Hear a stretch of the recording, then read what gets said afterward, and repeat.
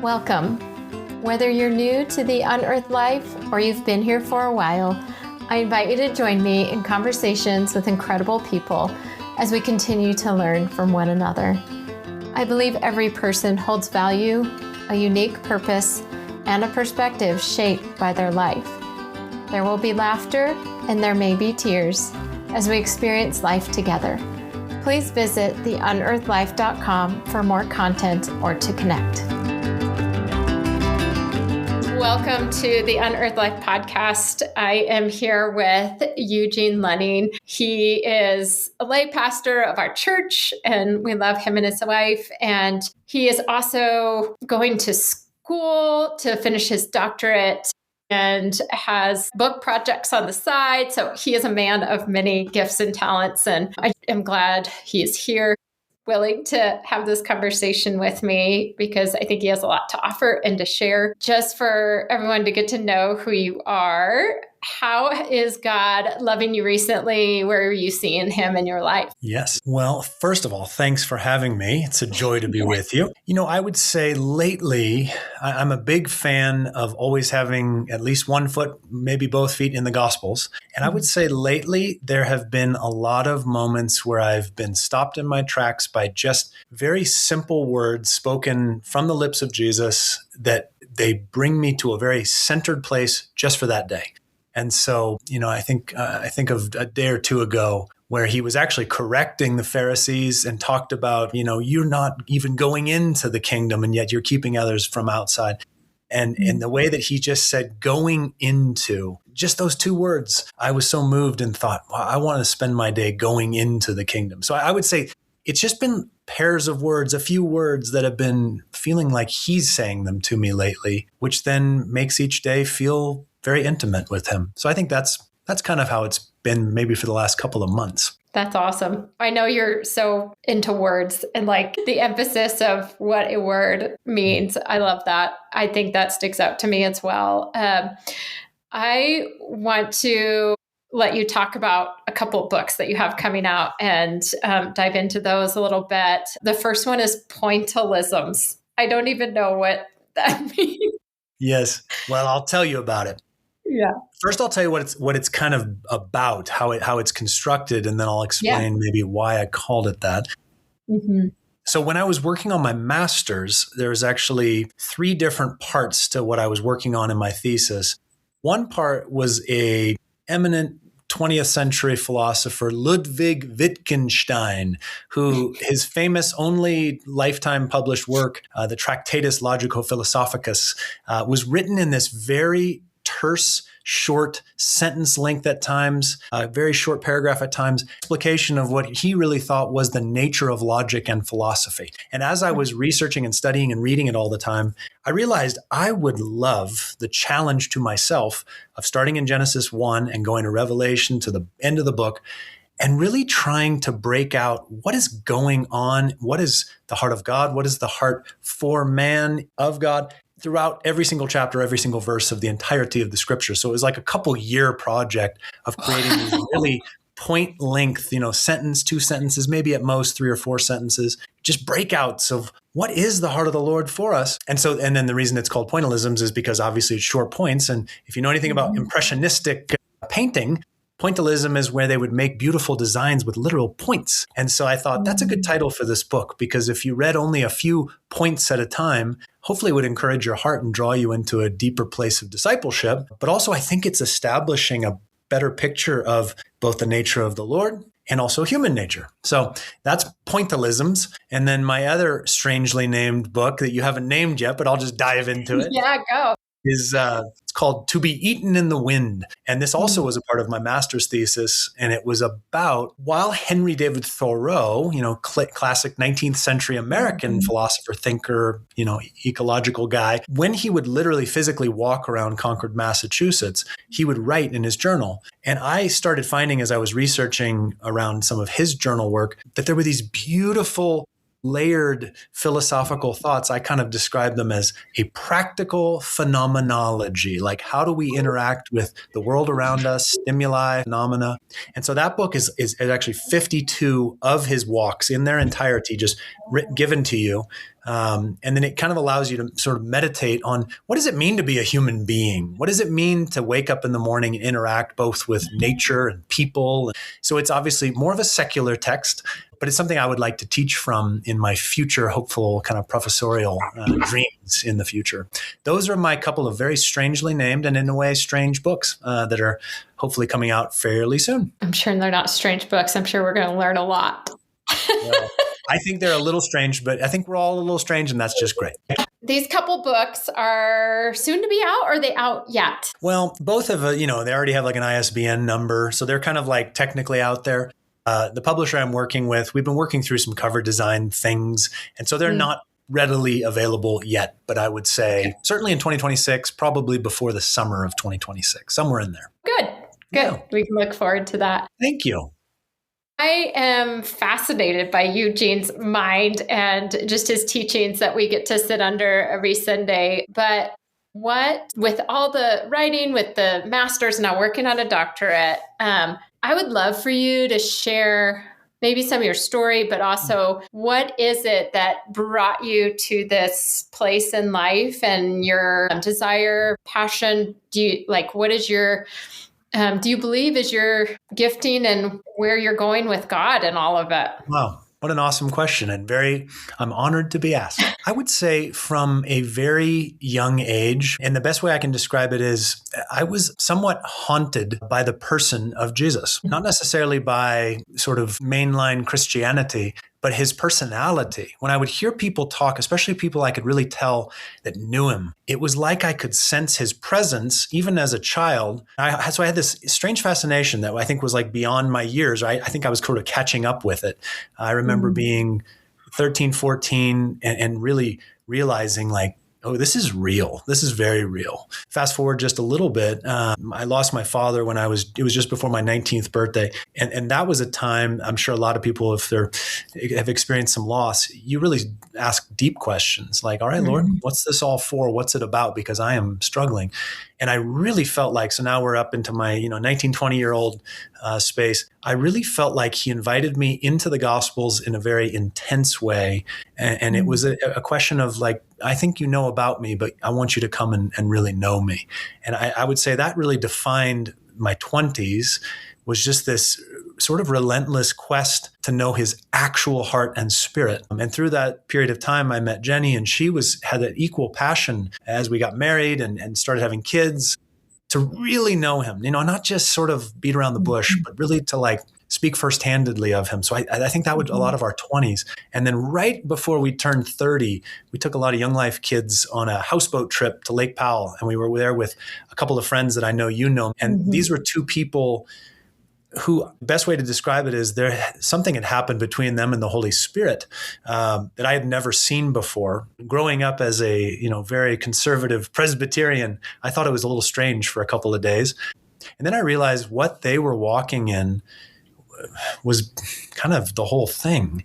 And so I remember sort of confessing this to the Lord, like, Lord, I don't think I know your spirit at all. And I think it was the next day or the day after, had a very palpable sense of like, whoa, Holy Spirit, this is real.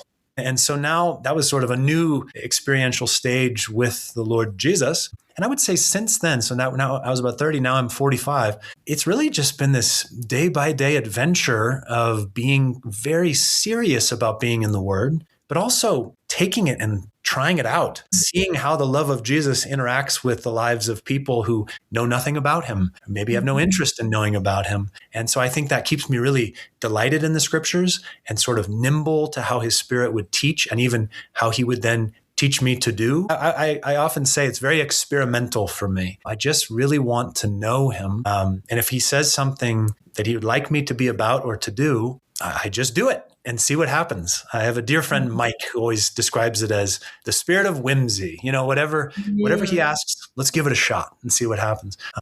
So I think that's kind of both my heartbeat and Jenny's heartbeat when we speak of him. We want it to feel a little different and really firsthand. when I'm out in the world, when I'm rock climbing with your husband, Alex, at the gym, like we just really want to have like this, hey, we're having an experience with Jesus right now. And if we get to share about that with somebody we're standing next to or meeting up with for coffee, awesome. But I don't know. I guess that's the hopefully not too long way of explaining kind of how it's been woven into my own journey of life and feels like it's kind of always still happening, which is the joy of it. Yeah. I would love for you to share more about your heart for the people who don't know Jesus, because you have no reserve on going, hey, do you want to talk about this? And, seeing that, but just in a, I guess, loving, approachable, like you are whimsical, you are just kind in bringing it to the conversation.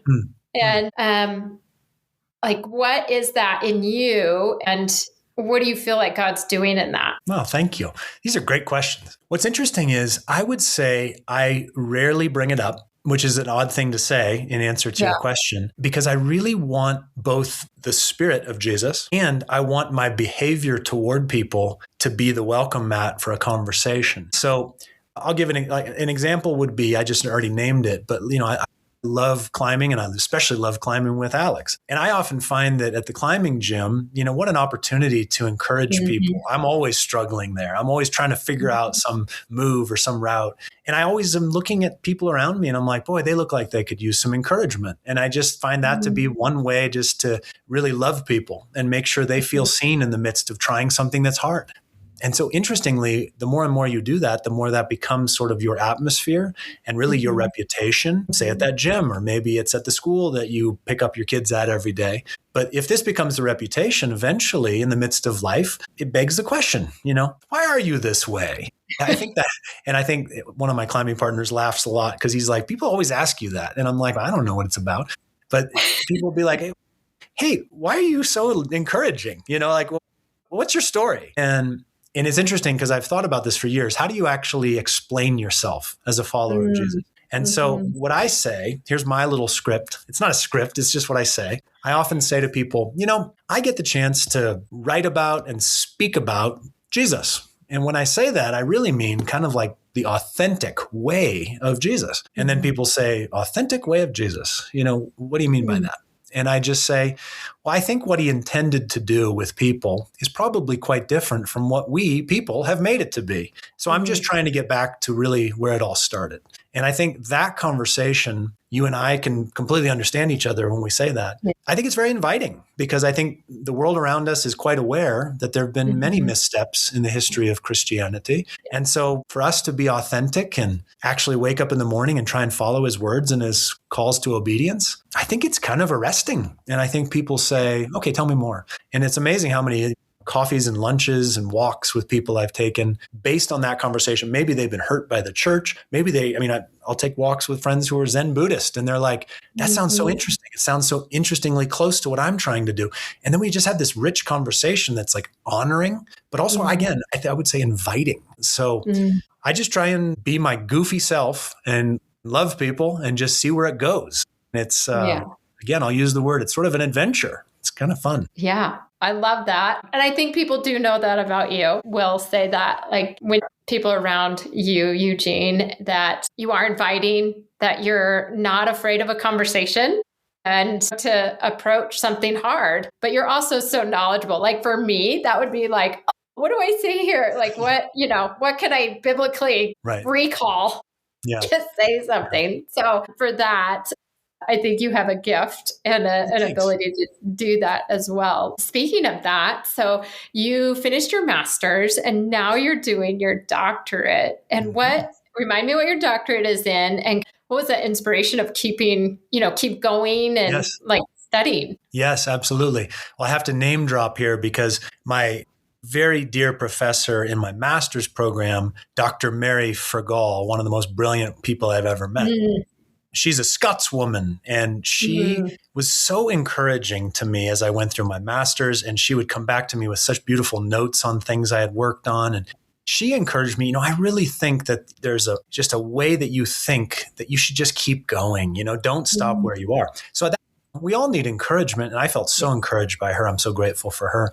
And because she's from the UK, she thought perhaps the system in the UK would really fit me because it's more research-based and not like taught coursework. So I applied to a couple different programs that would allow me to be back and forth. And I was delighted to be offered a place at the University of London.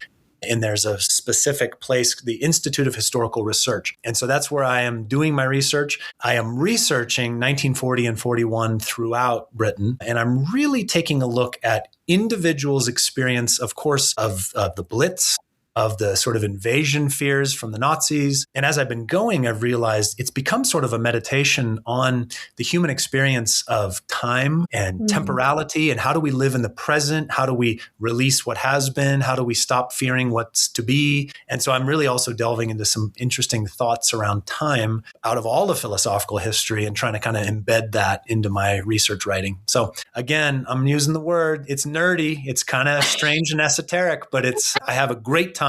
Except this morning when I had writer's block. I told you about that before we got on.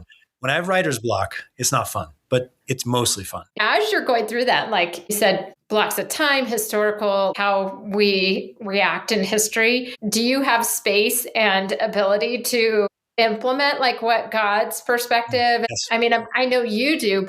Can you write about it? Can you implement it? Yes. So that was actually when I had to apply, of course, but before I even applied, I had to write a proposal for my research. And I was very clear that I was deeply dedicated to studying and understanding the human inner life. And I said in my write-up for my proposal, I speak of Jesus really for a living. And so to understand the nature of what did kind of mainline, but also some of the like side stems of Christianity within Britain in that period, what did it look like? What did it mean for the average Briton? Was it real? Was it just something that they did on Sunday mornings? How did it play out when fear really became the atmosphere of their lives? So that is definitely in there. Even this morning, I was rereading something I had written a month or two ago. Like, for instance, in November 1940, they began having, not mandated, but it was sort of put out there by the Churchill government that at 9:00, when they would play on the BBC the sound of Big Ben chiming, that they were essentially saying, let this be a 1-minute call to silence, to prayer. And so you have the populace responding. Some people are going into deep kind of meditative space of prayer. Some are just being quiet. But it's interesting to see culturally how that had a thread throughout. And I have many more of those that I've been working on, but I just happened to read that about 30 minutes ago. Yeah, the silent minute, they called it, which I thought was quite interesting. Yeah, the broadcast. I was listening to something this morning.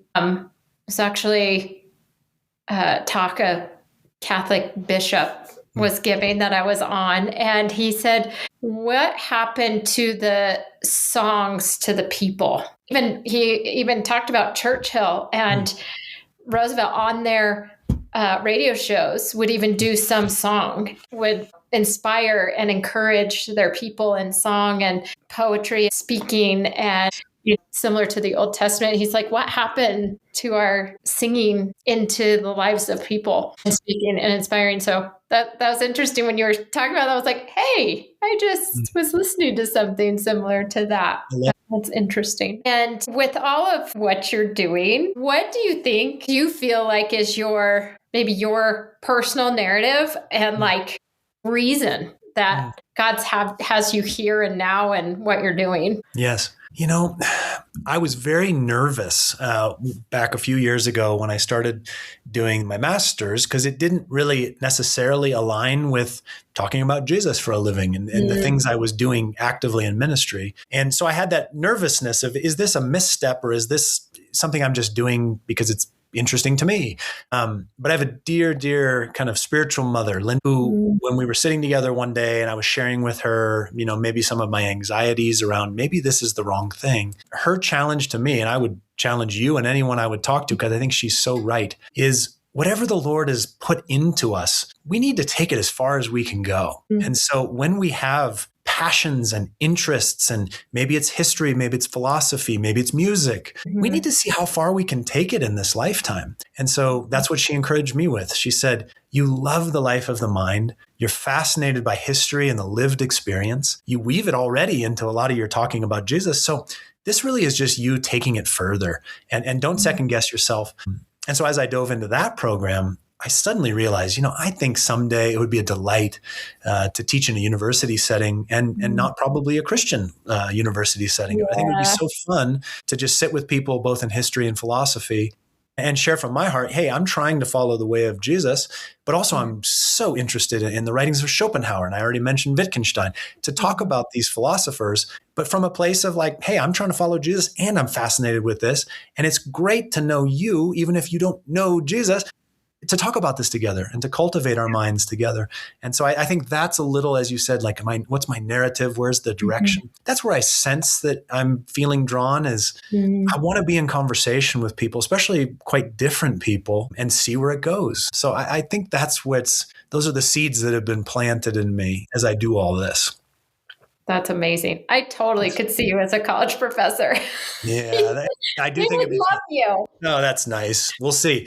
I do need probably a nice tweed coat, probably my thicker glasses, but we'll get there, one step at a time. You're pretty close. Nice. Yeah. I think you've seen me in a few settings where I already looked sort of that way.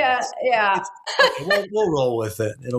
I love Jordan B. Peterson. He is fascinating to me. Like, it's like every time he speaks, like you just want to listen because he's got some wisdom to give.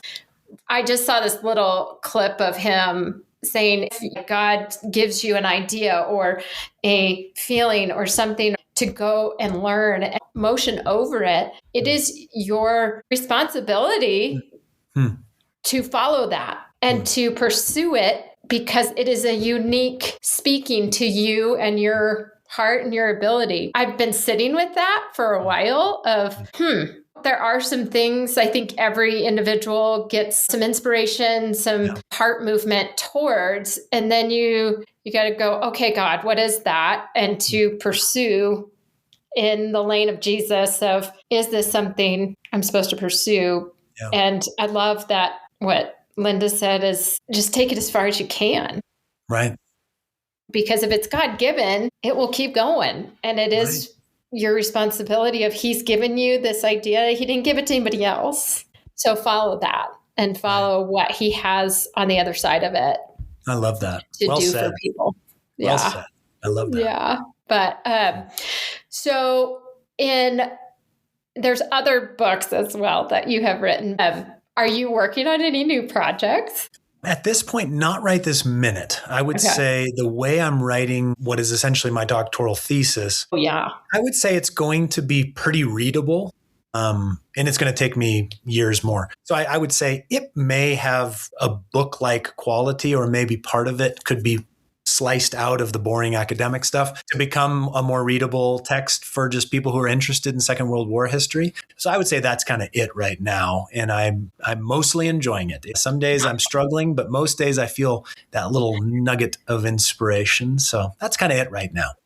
Do you have any, I know we didn't talk about this before, but maybe you could come up with something. Any like book or thing that you would encourage people to learn from? Yes, that's a great question. I would say when I encounter people who are really fascinated, I've already spoken to this, they're fascinated by just how it jumps off the page, like the living personality of Jesus, not just reading and sort of putting it into our brain in a really dry, dusty way, but interacting as his disciples did with his spirit. This is a controversial thing to tell people to read, but I take my chances. There is a non-Christian writer, Khalil Gibran, who's mostly famous for his book, The Prophet, which is not about Jesus. He did write a book about Jesus that I think might be the most powerful kind of evocative sense of his spirit I've ever read. So it's called Jesus, the Son of Man. It's by Khalil Gibran. Typically, you'll just find it in a hardback edition because it's not in print anymore. But it's these short vignettes. Sometimes they're from people like Simon Peter. Sometimes it'll be from someone who doesn't like Jesus and they're describing what they really hate about him. But I would guess there's maybe 150 of these vignettes in this book, and they are so stunning. And they are not scripture. But when you read them, I would say you then go back to the Gospels and unlock something in terms of, I always picture like a scene, let's say like Luke 5, where Peter and Andrew and James and John get called. When I read Gibran and then I reread Luke 5 and I see that calling scene, it's like I can like smell it, and I can, that sea air around me. There's just something so powerfully unlocked by Gibran. So I often say that one. I'm a big fan of Andrew Murray. I love his, he's a South African pastor from, turn of the last century, I guess, even earlier than that. George MacDonald, I'd love him deeply. But I would say, Gibran and a couple of those hit very hard for me. So this was... Yes, ma'am. Translation by J.B. Phillips was new to me from you and Jenny.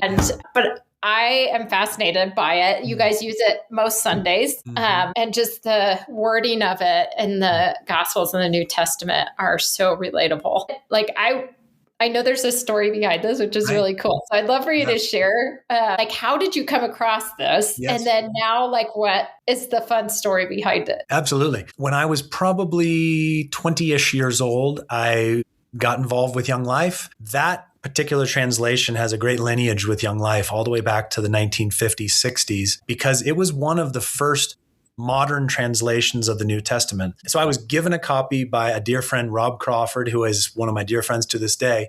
And it's right behind me on that bookshelf, his particular copy completely tattered now. So the backstory is J.B. Phillips was a Cambridge classics scholar. He was a young, I guess he would have been a vicar by the time he was translating.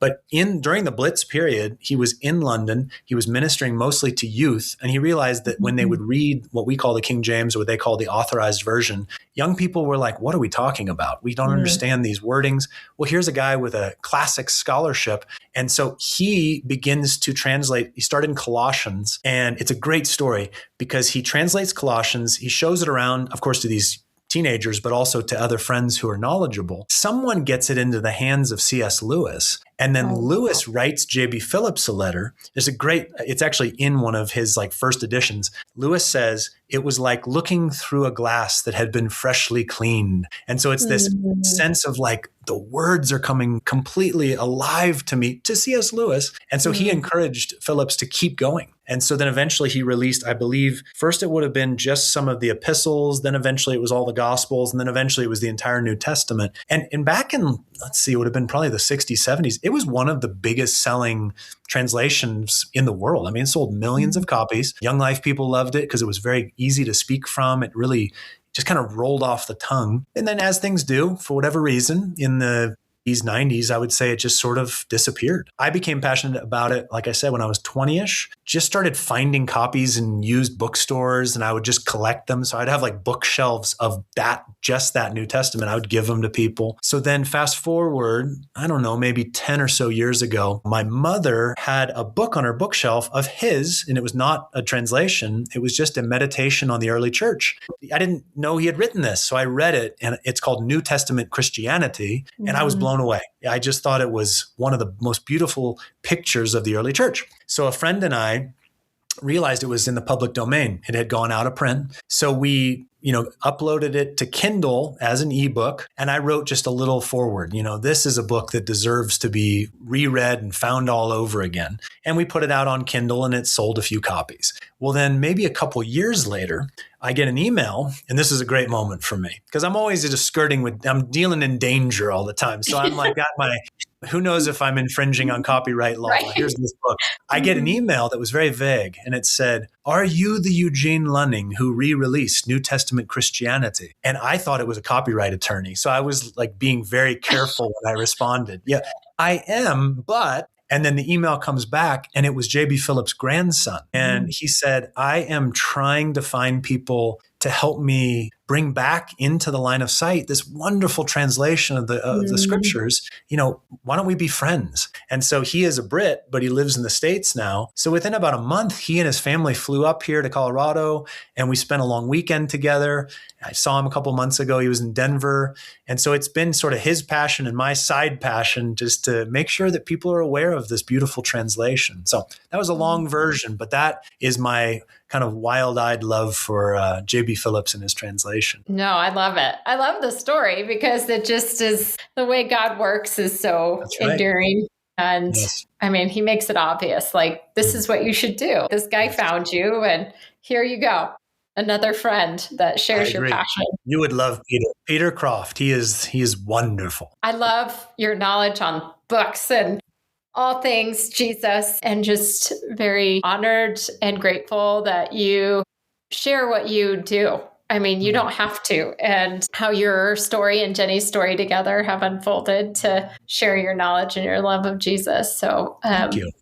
For me and for many others, thank you. I know a lot of young people have been impacted and are still being impacted. Even our church, we have so many young adults that just get inspired by you and your love for Jesus. So I'm honored by it. I'm grateful for you. Well, thank you. Thank you for being here and for all the knowledge.